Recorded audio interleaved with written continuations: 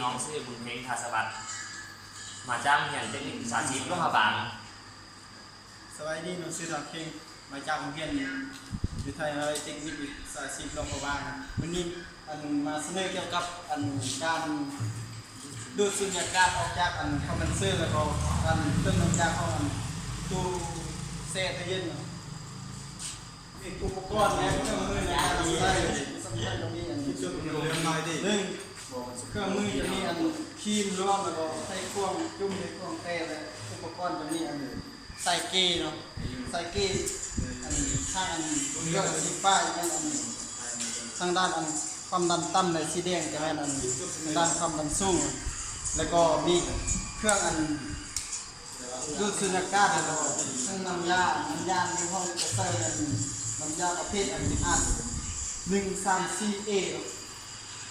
แล้วก็ในเครื่องมือครบแล้วจะนำมาปฏิบัติจริงการเติมน้ำยา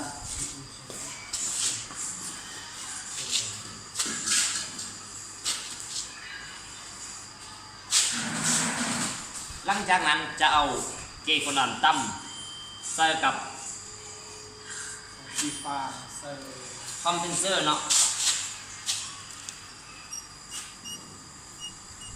หัดให้ประมาณตึงมือแล้วก็พอเพื่อทำว่า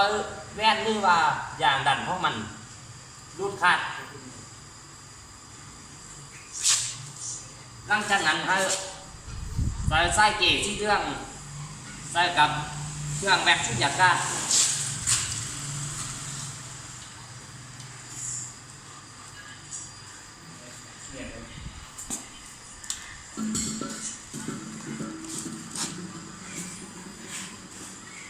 ต่อไปเราจะทำความแบบสุญญากาศให้อากาศออกจากคอมเพรสเซอร์หมดแล้วจับ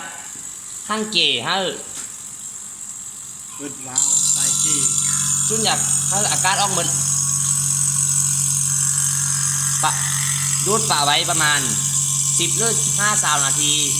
หลังจากนั้นเราจะปิดวาล์วและปิดเครื่องแบบสุญญากาศทิมเกย์ปั๊มฝาไว้ประมาณ30 นาทีเพื่อแน่ใจว่าให้มันหัวหรืออากาศออกมาข้างนอกได้หลังจากนั้นเราจะหั่นไส้เกย์ออกจากเครื่องซึ่งทำจากการออกหลังจากนั้นจะใส่ไส้เกย์ที่เครื่องหั่นเข้าใส่ทั้งน้ำยาใส่กับทั้งน้ำยา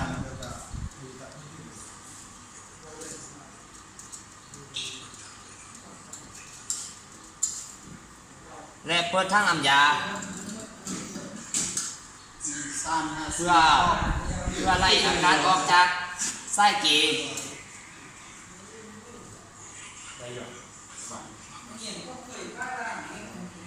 หลังจากนั้นปิดไส้เกย์และเปิดวาล์วเพื่อให้น้ำยาไล่เข้าคอมประมาณ15-30 ปอนด์ตามขนาดของตู้เย็นเนาะหลังจากนั้นปิดไส้เกย์เพื่อว่าถ้าแน่ใจว่าตู้เย็นมันทำความเย็นได้แล้วบ่หลังจากนั้นก็สามารถเสียบตู้เย็นได้เพื่อให้มันแล่นเย็นตามปกติ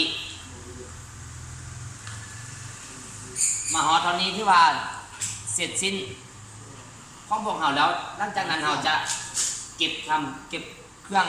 อุปกรณ์ของพวกเราไว้คืน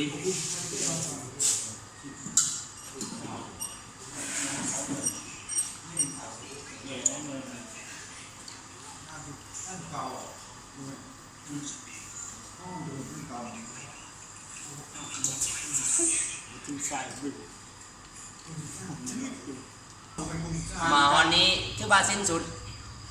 แล้วสุดท้ายข้อขอบใจที่รับชมและรับฟัง